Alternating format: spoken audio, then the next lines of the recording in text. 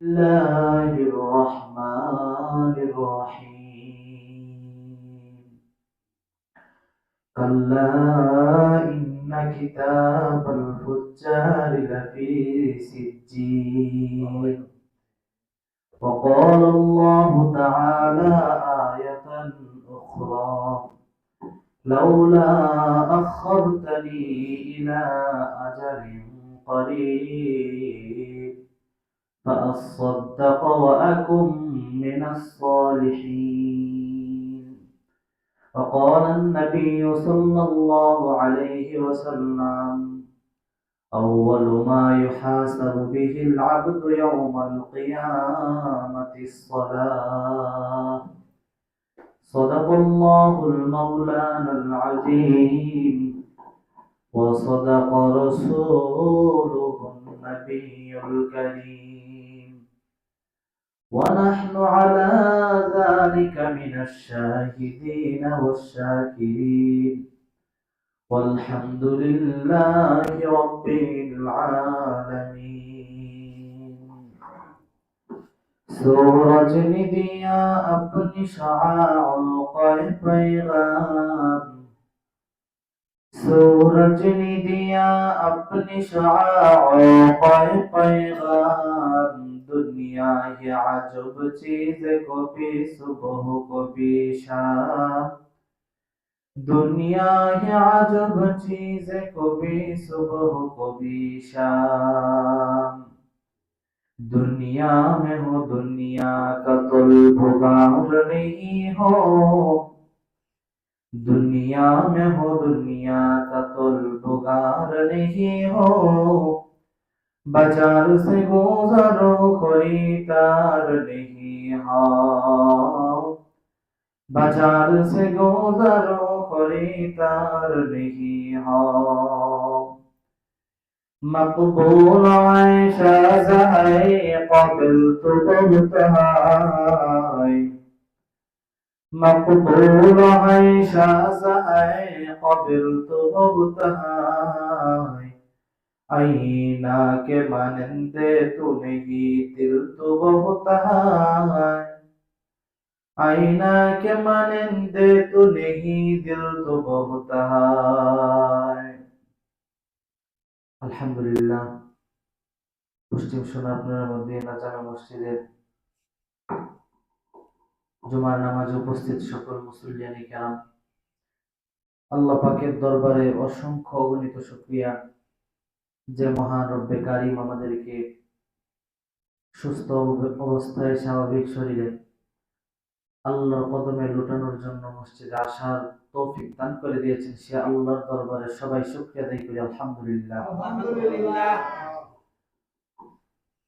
সর্বপ্রথম সকলকে জিজ্ঞাসা সকলে কেমন আছে? আলহামদুলিল্লাহ আমিও ভালো আছি। সুস্থতা আল্লাহ তাআলার কাছে অনেক বড় একটি নিয়ামত।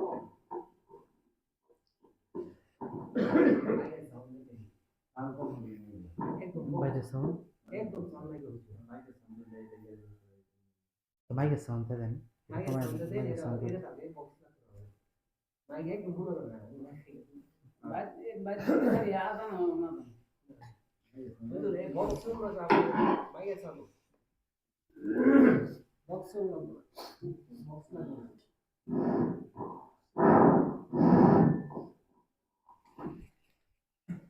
বাইরে একজন দেখেন তো সাউন্ড হইতেছে কিনা।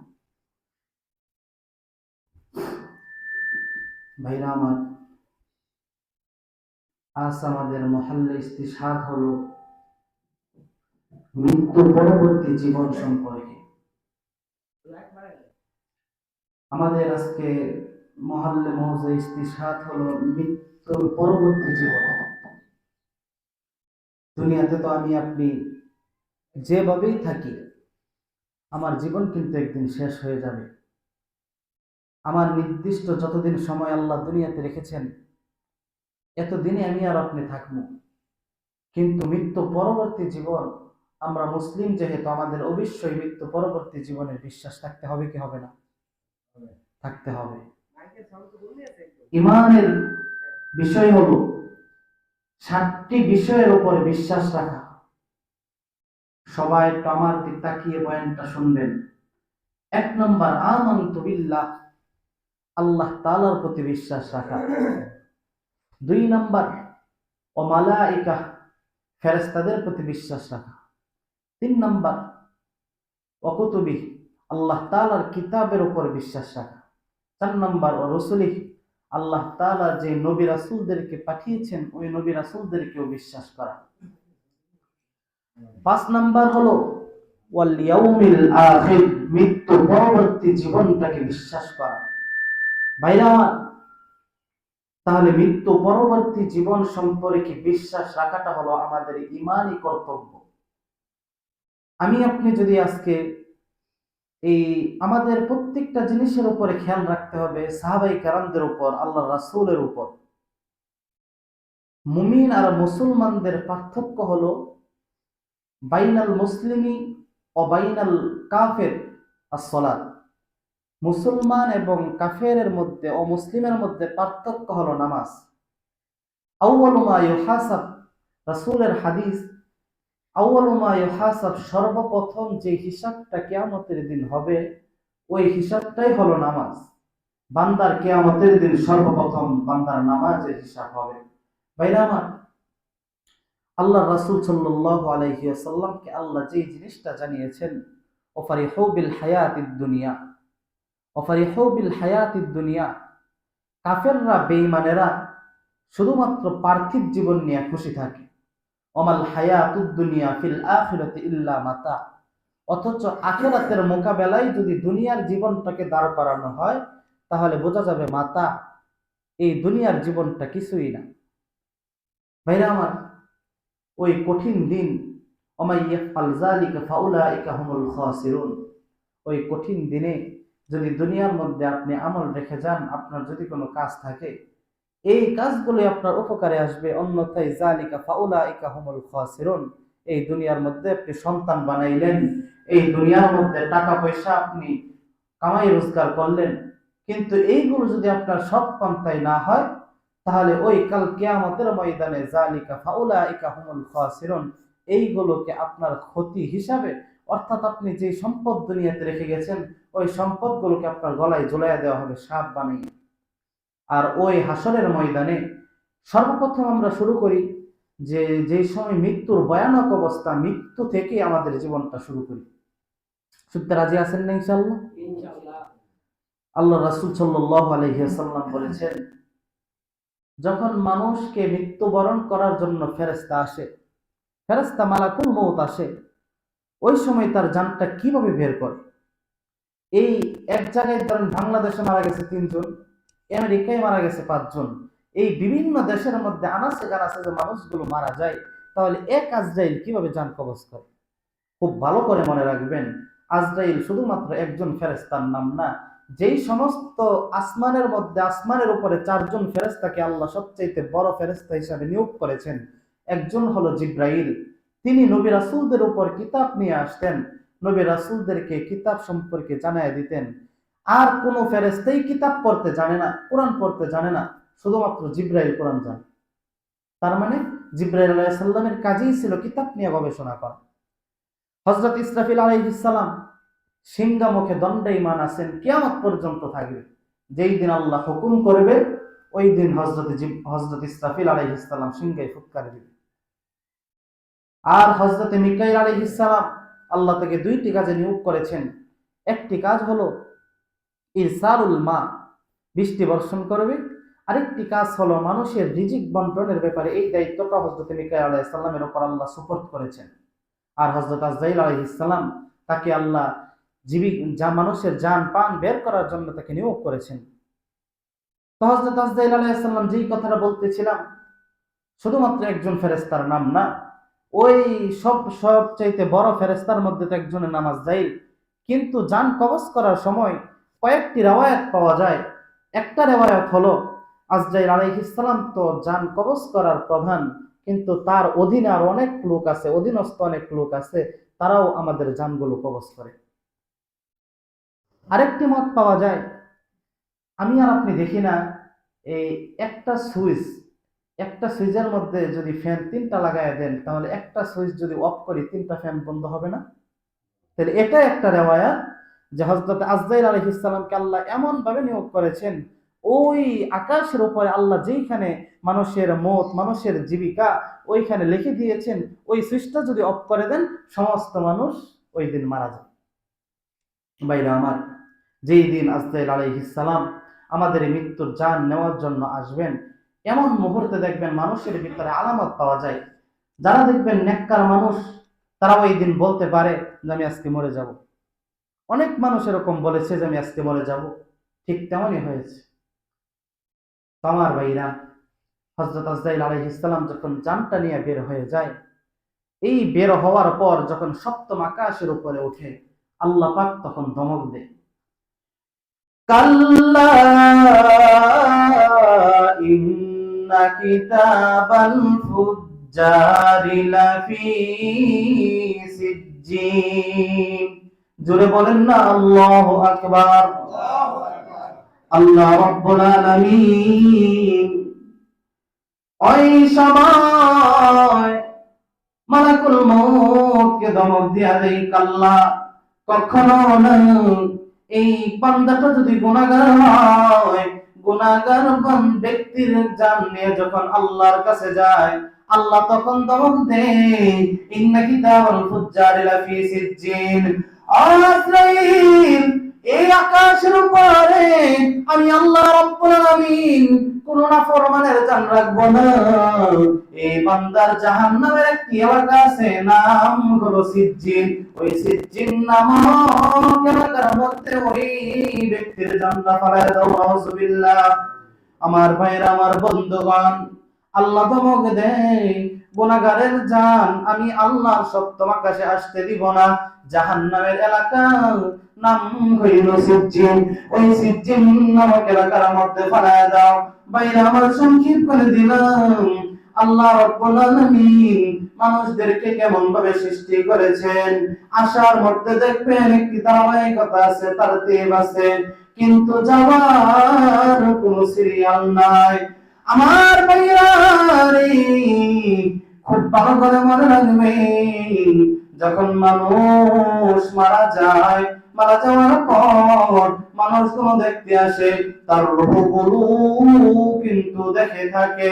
আল্লাহ রাব্বুল আলামিন যেই সময় কাপড়ের কাপড় মোড়াইয়া চকলেটের মতন নিয়ে কবরে যাইবে, কবরে নামানোর পর দেখবেন আমাদের সমাজের মধ্যে লোক নামে তিনজন লোকের মধ্যে একজন লোক যখন উঠে যায়, এই মৃত ব্যক্তিটা হাদিসের মধ্যে পাওয়া যায় চিৎকার করে করে কাঁদে, আর বলো, দুইজন মানুষ তোমরা যাইও না, আমরা কিন্তু সহ্য করতে পারবো না।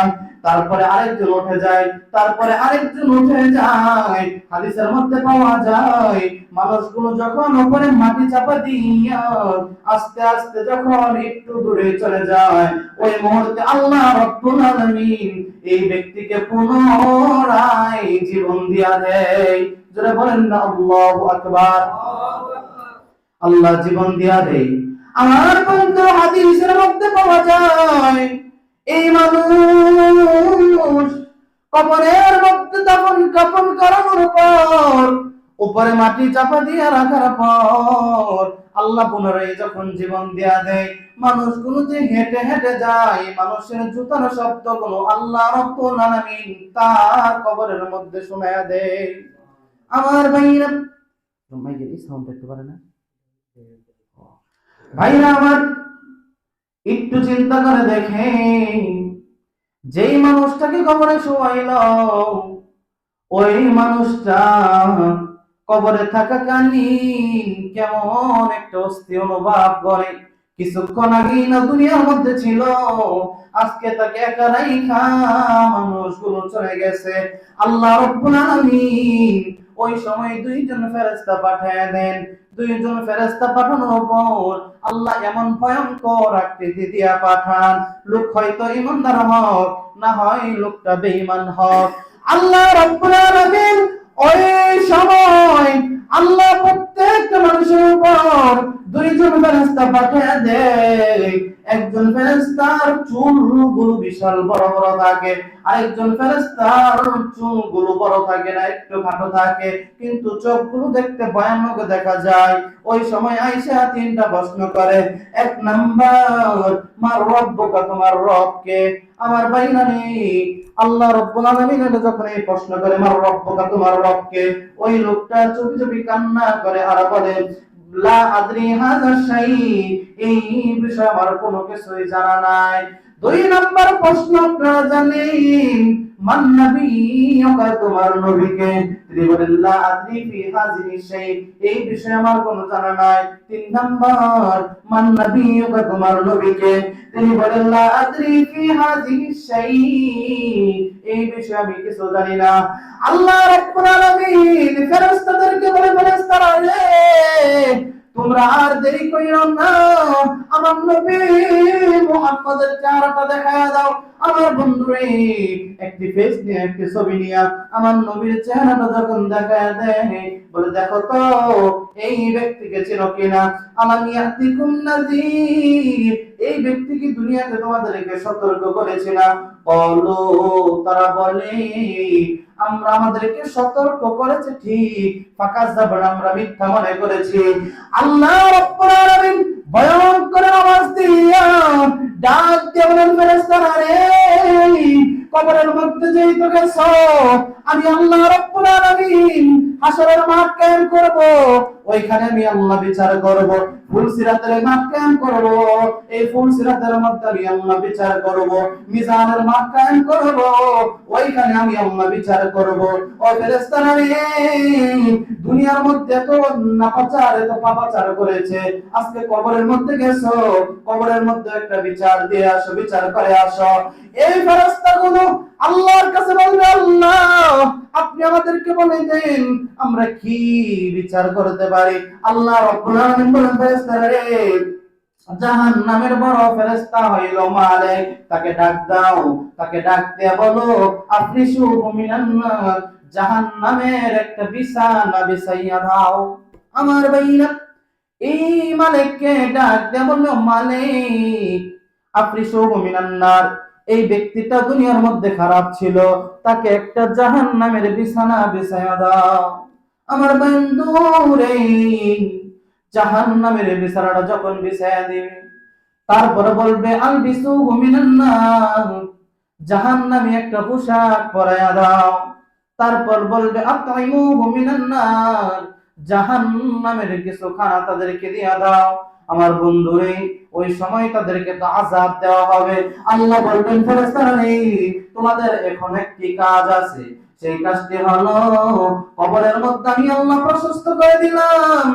এই দিক থেকে যত দূর যাইবে, উত্তর দিক থেকে যত দূর যাইবে, দক্ষিণ দিক থেকে যত দূর যাইবে, অত দূর থেকে রে ফেরেশতারা তোমাদের হাত দিয়া এমন ভাবে চাপ দাও, মায়ের দুধ খেয়েছিল যেই বুকে, ওই বুকটা কিন্তু একবারে মাটির সাথে মিশাইয়া দাও, হাড়গুলো ভেঙে দাও।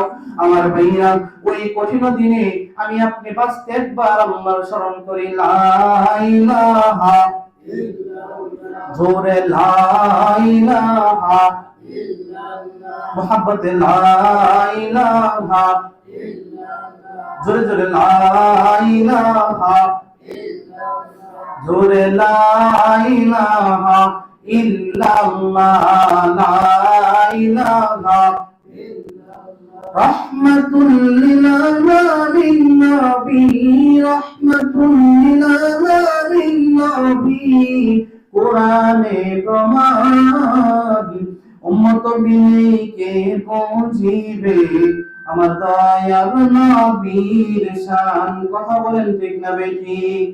উম্মত বিকে পৌঁছিবে আমার দয়ার নবীর শান। লা ইলাহা ইল্লাল্লাহ, মুহাব্বতে লা ইলাহা ইল্লাল্লাহ, লা ইলাহা ইল্লাল্লাহ। এই কালিমার ভন্ড ভেলা কাজে লাগবে মরণ বেলা, এই কালিমার প্রেম থাকিলে, বলেন এই কালিমার প্রেম থাকিলে কবর হবে অজানা। লা ইলাহা, জোরে জোরে লা ইলাহা, জোরে লা ইলাহা, বহু দূরে মদিনা, আমরা কেমনে যাব জানি না।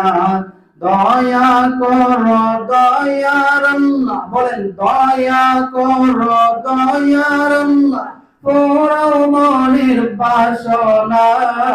লা ইলাহা, মুহাম্মদ লা ইলাহা, আরো জোরে লা ইলাহা, লা ইলাহা ইল্লাল্লাহ মুহাম্মাদুর রাসূলুল্লাহ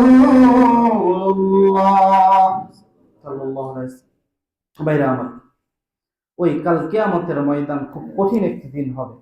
আল্লাহ তখন ভয়ঙ্করের আওয়াজে বলবেন, আমি আল্লাহ ফুল সিরাত রেখেছি, ওইখানে নাফরমানের বিচার করব। আমি আল্লাহ হাসরের মাঠ কায়েম করব, ওইখানে 50,000 বছর দাঁড়িয়ে থাকবে। ওইখানের একটা দিন হবে দুনিয়ার যত দিন তিনি দুনিয়াতে বসবাস করেছেন ওই দিনের থেকেও বেশি।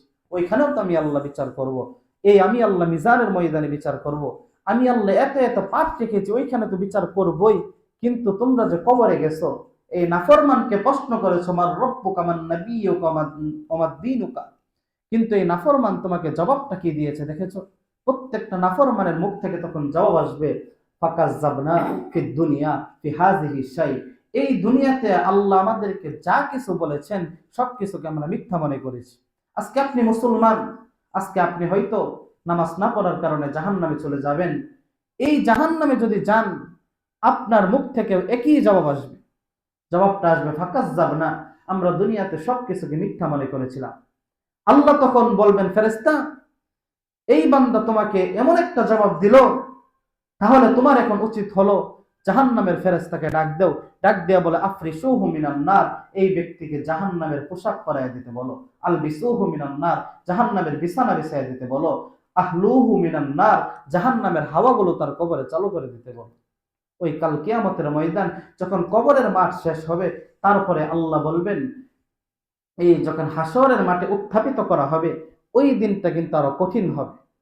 ওই দিনের মধ্যে একমাত্র আমাদের রক্ষা করার মালিককে বলেন আল্লাহ। তুমি দয়ার সাগর রহমানুর রহিম, তোমার দয়াই পূর্ণ আমার সারা নিশিদি। বলেন আল্লাহ তুমি দয়ার সাগর রহমানুর রহিম, তোমার দয়াই পূর্ণ আমার সারা নিশিদি। আল্লাহ তুমি দয়ার সাগর রহমানুর রহিম, তুমি পারা করতে মোচন অভাব দুঃখী লোকে, তোমার কাছে চাই যে পানা আমরা প্রতিদিন। আল্লাহ তুমি দয়ার সাগর রহমানুর রহিম। আমার ভাই, আমার বন্ধুগণ, ওই কাল কিয়ামতের ময়দানে আল্লাহ রাব্বুল আলামিন কবরের মধ্যে মোনাজাত দেওয়ার পর হাসরের ময়দানে যখন আল্লাহ রাব্বুল আলামিন সমস্ত মানুষদেরকে উত্থাপিত করবে, বন্ধুরে জাহান্নামের বয়ান শোনাইলে শুধুমাত্র জাহান্নামের বয়ানই শোনাইতে হয়। আমার বন্ধুরে, কিন্তু আমি আপনাদেরকে ব্যতিক্রম একটু জান্নাতের বয়ানও শোনায়া দেই। আপনি যেই দিন মরে যাইবেন, আল্লাহ যদি আমার আপনার কপালে বিনা হিসাবে জান্নাত লিখে থাকেন, আল্লাহ বলবেন, ফেরেশতারা রে, আমার এই বান্দাকে ঘুম পাড়াইয়া দাও। একই ঘুমের মধ্যে যেই দিন পর্যন্ত কিয়ামত না হইবে, ওই অতদিন পর্যন্ত তোমরা তাকে ডিস্টার্ব করবা না। সুবহান। আমার ভাইরা, লোকটা যদি ইমানদার হয়, আল্লাহ রাব্বুল আলামিন বলেন, ফেরেশতারা রে, আমি আল্লাহকে কিয়ামত ঘটায় দিব, হাসরের ময়দান কায়েম করো। যাও যাও যাও, আমি আল্লাহ রাব্বুল আলামিন বলে দিলাম, ওই ইমানদার বান্দাদেরকে হাসরের ময়দানে উত্থাপিত করে দাও। আমার ভাইরা ফেরেশতারা যখন গিয়া ডাক দিবে, ও ভাইজান, ও আব্দুল মালিক, ও আব্দুল কুদ্দুস প্রতীকের নাম ধরে যখন ডাক দেওয়া হবে, লোকটা তখন ফেরেশতাদের সাথে আল্লাহ তখন অভিমান দিয়ে দিবেন, বলবেন ফেরেশতারা রে, এত সুন্দর ঘুম কেন, আমাদেরকে ডিস্টার্ব কইরো না। আল্লাহ রাব্বুল আলামিন বলবেন, ও বান্দা, আমি আল্লাহ রাব্বুল আলামিন কে দেখো না, আমার নবীকেও তোমরা দেখো না। আইরে রে, আমার নবীজি এক সময় একটা হাদিসের মধ্যে বর্ণনা করেন, সাহাবায়ে কেরাম বলেন, আল্লাহর নবীকে নবীজি জিজ্ঞাসা করেন, সাহাবীরা রে, তোমরা কি জানো কাল কিয়ামতের ময়দানে, হাসরের ময়দানে আমি মুহাম্মদের বন্ধু কে হইবে? সমস্ত সাহাবায়ে কেরাম জবাব দিল, ও নবীজি, আমরা আপনার বিশ্বদের সাথী, আমরা আপনার এত কষ্টের জীবনের সাথী, আমরা স্যার আপনার বন্ধু কে হইবে? আমার নবী বললেন, না না না, তোমরা তো আমাকে দেখে ঈমান গ্রহণ করেছো, তোমরা হইল আমার সাহাবী, আমার ভাইরা রে, আমার নবী মুহাম্মদকে দেখা যারা ঈমান গ্রহণ করেছে তাদেরকে বলা হয় সাহাবী। হযরত ঈসা নবীকে দেখা যারা ঈমান গ্রহণ করেছে তাদেরকে বলা হয় হাওয়ারি। বুঝেন নাই? আমার নবীকে দেখা যারা ঈমান গ্রহণ করেছে তাদেরকে বলা হয় সাহাবী। হযরত ঈসা নবীকে দেখা যারা ঈমান গ্রহণ করেছে তাদেরকে বলা হয় হাওয়ারি। আমার ভাইরা, আল্লাহর নবী জিজ্ঞাসা করবেন, ও সাহাবীরা রে, তোমরা কি জানো কাল কিয়ামতের ময়দানে আমার বন্ধু হইয়া কে আমার সাথে জান্নাতে যাইবে? সাহাবায়ে কেরাম বলল, নবীজি, আমরা ছাড়া আর কে যাবে? আল্লাহর নবী তখন জবাব দেই, সাহাবীরা রে, আমাকে দেখা তোমরা ঈমান গ্রহণ করেছো, তোমরা সাহাবী, কিন্তু আমার বন্ধু হইতে পারো না। আমার বন্ধু হইল তারা যারা আমার আল্লাহকে দেখে নাই, জাহান্নামের বর্ণনা দেখে নাই, জান্নাতের সুগ্রাণ দেখে নাই, তারপরে এত কষ্ট করলো, ভোর রাতে উঠা আমি আল্লাহর কদমে লুকায়া পড়ে, উদউনি আস্তাজিব লাকুম, আমি আল্লাহ যখন বলি তোমরা আমাকে ডাকো। প্রতিদিন আমার আল্লাহ রাব্বুল আলামিন ভোর রাতে তাহাজ্জুদের সময় যখন হয়ে যায়, সপ্তম আকাশ থেকে নাইমা প্রথম আসমানের উপর আমি আল্লাহ নেমে যায়, আমি আল্লাহ তখন ডাকতে থাকি, উদউনি আস্তাজিব লাকুম, ও বান্দারে দুনিয়ার ময়দানে কে আছো, আমাকে একটা ডাক দাও, আস্তাজিব লাকুম, আমি আল্লাহ রাব্বুল আলামিন ওয়াদা দিলাম, এই সময় তুমি যা চাইবে আমি আল্লাহ রাব্বুল আলামিন সব কিছু পূরণ করে দিব। সুবহানাল্লাহ। ওই কঠিন ময়দানে তারা আমাকে মেনেছে, এই কারণে সাহাবীদের পরে যারা আসবে তারাই হবে আমার বন্ধু। আমার ভাইয়ারে, আল্লাহর নবী তখন এমন কথা বলবেন, সাত শ্রেণীর লোক কাল কিয়ামতের ময়দানে, হাসরের ময়দানে আল্লাহর আরশের নিচে ছায়া পাবে। আমার বন্ধুরে, এক প্রকার লোক হইল ইমামুল আদিল, মানে ন্যায়পরায়ণ বাদশা, যে দুনিয়ার মধ্যে সুন্দরভাবে সুবিচার করেছে। আমার বন্ধুরে, তারপর এমন এমন অনেক ধাপ রয়েছে, আমি আজকে বর্ণনা করলাম না। ভাইরারে আমার, খুব ভালো করে মনে রাখবেন, আল্লাহ রাব্বুল আলামিন হাসরের মাঠ যে সময় কায়েম করবেন, ডাক দিয়া বলবেন, ফেরেশতারা রে, আমি আল্লাহ আজকে আমলনামা দেখতে চাই, মাল কিতাব, কোথায় আমার আমলনামা? আল্লাহ রাব্বুল আলামিনকে তখন আমলনামা দেওয়া হইবে। আল্লাহ তখন ভয়ঙ্কর আওয়াজ দিয়ে বলবে, লিমানিল মুলকুল ইয়াউম, লিল্লাহিল ওয়াহিদুল কাহ্হার। দুনিয়ার ময়দানে তোমরা নিজেদেরকে বাদশা মনে করেছো, আজকে কিন্তু আমি আল্লাহ রাব্বুল আলামিন তোমাদের বাদশা, আজকে তোমাদের আর কোনো বাদশা নাই।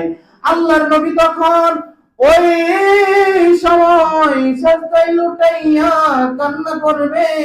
আমার আল্লাহ বলবেন, নবীজি, আপনি কান্দেন কেন? আমার নবী বলবেন, আল্লাহ, আমি চোখের পানি ছেড়ে কেন কান্দি আপনি স্পষ্ট জানেন, তারপরেও কেন জিজ্ঞাসা করেন আমি কেন কান্দি? আল্লাহ রাব্বুল আলামিন ডাক দিয়ে বলবেন, নবীজি, আপনি কেন কান্দেন আমি আল্লাহর জানার বাকি নাই, তারপরেও জিজ্ঞাসা করে কেন জানেননি? আপনি নবীর মুখ দিয়া কোনো কিছু শুনলে যে আমি আল্লাহর ভালো লাগে, একটু বলেন না সুবহানাল্লাহ। আমার নবী তখন বলবেন, আল্লাহ, আমার মুখ দিয়ে কিছু শুনলে আপনার ভালো লাগে, কিন্তু আজকে আমার গুনাহগার উম্মত কি অবস্থা। আজকে জমিনটা তুমি তামার মতো বানায় দিলাও, সূর্যটা অর্ধ হাত উপরে নিয়ে আসলা। আমার ভাইরা, আল্লাহর নবী তখন এমন এমন জবাব যখন আল্লাহকে দিতে চাইবেন, আল্লাহ তখন বলবেন, নবীজি আপনি আজকে চিহ্নিত করুন কোন কোন উম্মত আপনার। আমি আল্লাহ ওয়াদা দিলাম আপনি খালি দেখায় দিবেন, আমি আল্লাহ ওয়াদা দিলাম আপনি যেই দিকে ইশারা করবেন ওই বান্দাগুলো আমি আল্লাহ সরাসরি জান্নাতে প্রবেশ করাইবো। আমার ভাইরা, আল্লাহর নবী তখন কিভাবে চিনবেন কোন কোন উম্মত আল্লাহর নবীর উম্মত, কোন কোন উম্মত নামাজ পড়েছে, কোন কোন উম্মত আল্লাহর হুকুম মেনে চলেছে, জানার দরকার আছে না নাই? আমার ভাইরা, প্রশ্ন হইল আল্লাহর নবী কেমন ভাবে চিনবেন?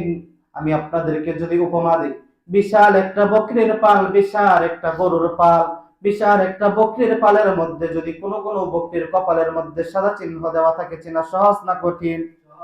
আমার ভাইরা, ঠিক তেমনি ভাবে আমার নবী উদাহরণ দিয়েছেন, যে সমস্ত বান্দারা আমি আল্লাহর নামাজ পড়বে, ওযু করবে, তাদের ওযুর হাতগুলো, ওযুর মুখগুলো ওই দিন নূরের আলোতে চমকাইতে থাকবে।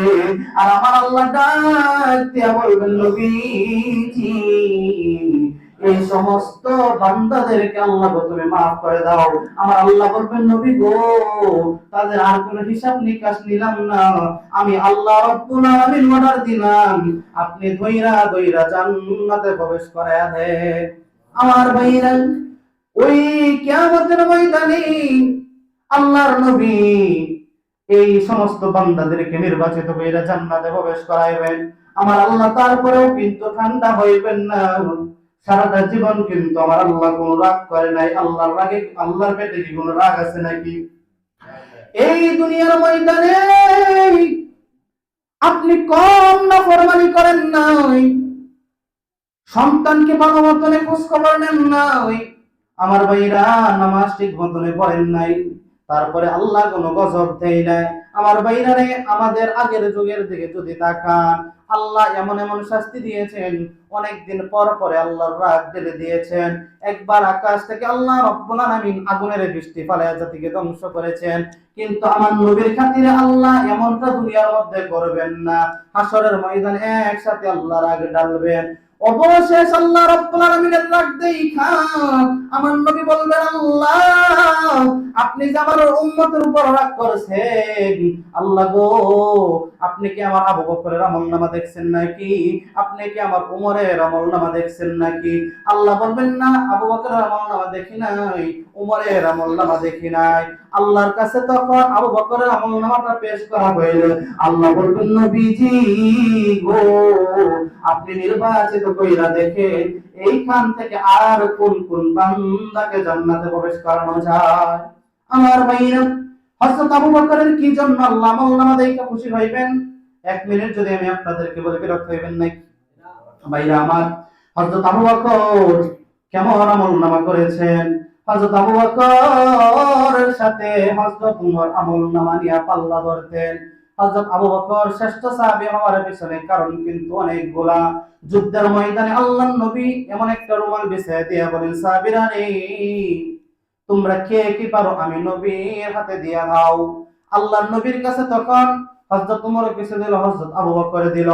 হযরত আবু বকর ওই তৎকালীন সময়ে এত বড় ব্যক্তি ছিলেন, আল্লাহর নবীর কাছে আয়েশা বললেন, নবীজি আমি কিন্তু আপনার কাছে অনেক দান করেছি।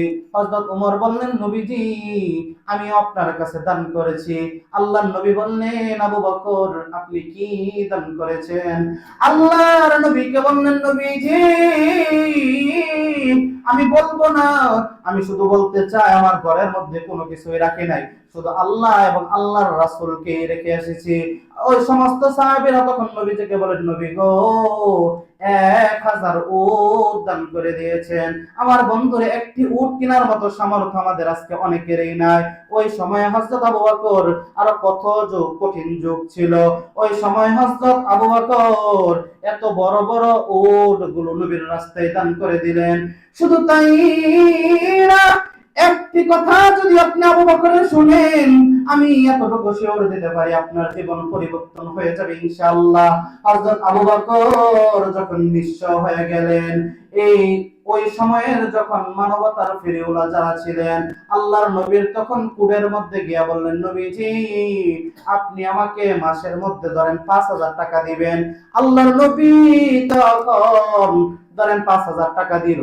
5000 টাকা দেওয়ার পর সংসারটা কোনো মতন চলে কি চলে না, এই সময় কোনো মতন চলে কি চলে না, আল্লাহ রাব্বুল আলামিন কেমন নজির দেখাইলেন। হযরত আবু বকর কোনো মতন সংসারটা চালায়। একদিন তার স্ত্রী একটা আয়োজন করলেন, আর ডাক দিয়ে বললেন, স্বামী গো, আজকে আপনার জন্য একটা স্পেশাল জিনিস দেখেছি। ও স্বামী আমার, আপনার জন্য আজকে আমি স্ত্রী খুশি হইয়া এত স্পেশাল জিনিস রাখছি। নবীর সাহাবী আবু বকর বললেন, কি রাখছো? টাকা কই পাইছো? বলে, স্বামী গো, আপনার জন্য স্পেশাল জিনিস হইলো, আপনি যে আমাদেরকে এই ব্যাংক থেকে টাকা আইনা দিতেন, আজকে যে 5000 টাকা আমাদেরকে মানুষ হাদিয়া দিত, এইগুলো খাইতাম। আজকে এইগুলো খাইয়া কিছু কিছু কমায়া রাখছি, কিছু কিছু কম খাইছি। আজকে একটা দিন, বিশেষ দিন নিয়োগ করলাম। এই দিনটাতে আজকে আমরা নিয়োগ করছি একটা পার্টি দিয়া একটা ভালো কিছু আমরা খাইবো। হযরত আবু বকর তখন জবাব দেয়, আজকে তুমি এই 5000 টাকা দিয়ে আমার সংসার চলে, এটা তো আমি আবু বকর কোনোদিন কল্পনাও করি নাই। তখন হযরত আবু বকরের স্ত্রী বলেন, স্বামী গো, আমি তো জানতাম আমার জীবনটা খুব কষ্টেই চলে, এক দিনার করেও যদি আমি প্রতিদিন ভাঙ্গি তারপরে আমার সংসার চলবে না। আমি কি করলাম, এইখান থেকে আরো কমায়া কমায়া রাইখা আমি আজকে একটা বিশেষ দিন নিয়োগ করলাম। মনে মনে ভাবছি, সারাটা মাস যখন কষ্ট করি, সপ্তাহে একদিন বা প্রতি মাসে একদিন বা প্রতি বছরে একদিন একটা বিশেষ দিন রাখবো, ওই দিনে একটা আয়োজন কইরা আমরা সবাই খুশি হইয়া খাইবো। হযরত আবু বকর তখন চুপি চুপি কইরা, আমাদের যেরকম ইউনিয়ন পরিষদ আছে, ওই সময় তিনি ওই তৎকালীন